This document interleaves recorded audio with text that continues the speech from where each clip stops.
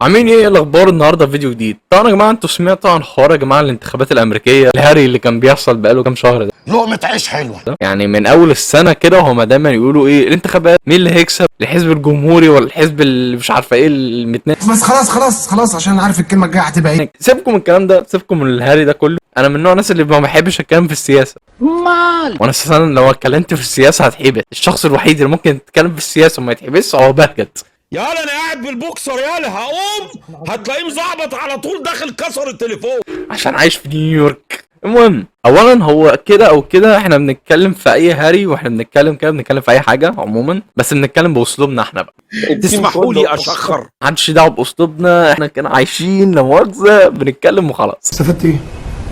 أنا استفدت إيه؟ احنا كده مفيش عائد مادي بيرجع لنا اساسا هنا في اليوتيوب، فحتى لو الفيديو ده حصل له اي حاجه مش هكون مهتم قوي. يعني احنا بنعمل الكلام ده يعني رفاهيه، يعني ولا بيني وبينكم فلوس ولا بيني وبينكم اي حاجه. احنا كلنا كده مع بعض صحاب كده بنتكلم، وحتى لو انت عايز تقول رايك في التعليقات قول رايك، احنا عادي بالنسبه لنا، بس المهم بس يكون رايك ليه علاقه بالفيديو. الناس ما عملتش لايك ليه؟ الناس ما عملتش لايك اللي قاعدين ليه؟ المهم يعني بعيدا عن الاحزاب، الامريكان منقسمين لقسمين، اليمينيين واليساريين. اليمينيين دول تحس ان هم غالبيتهم مسيحيين ورجال دين، بيكرهوا المسلمين وبيكرهوا المكسيكيين يعني، وكلهم فانزات ترامب. في ناس بقى اليساريين، ده لو انت مثلا مسكت واحد يساري تمام، زنقته كده في حته قلت له ممكن اعمل معاك معاهده سلام، هيقول لك كلمه غريبه قوي، هيقول لك اضمن لي حقوق الاقليات. طب ايوه، ايه مين الاقليات؟ احنا كلنا شبه بعض يعني، والله المسلم الاسود المسيحي المسلم احنا كلنا شبه بعض. فيقول لك ايه، هل تضمن لي حقوق الشواذ؟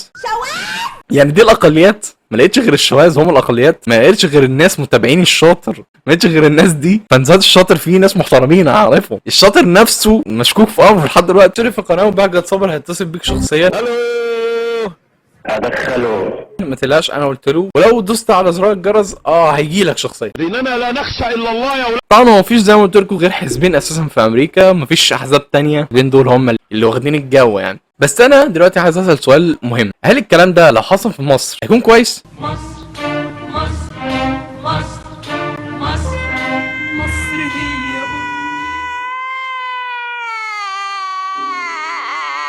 طبعا ده السؤال اللي انا كنت بساله دايما مع نفسي لما كنت بشوف الانتخابات الامريكيه. الناس ما تعرفش ان في مصر زمان كان في احزاب كتير جدا جدا جدا زمان، يعني ايام ملكيه وفي اواخر الاحتلال والجو ده. جو الاحزاب ده مش جديد علينا. في ايه؟ ايوه ايه في ايه؟ انتوا ايه واحنا مين المهم يعني لو حاجه زي كده حصلت في مصر كان هيكون الدنيا كويسه شويه. ده الشرط الوحيد اللي هعمله في القناه دي، لو ظهرت وشي هكون بره مصر. بس يا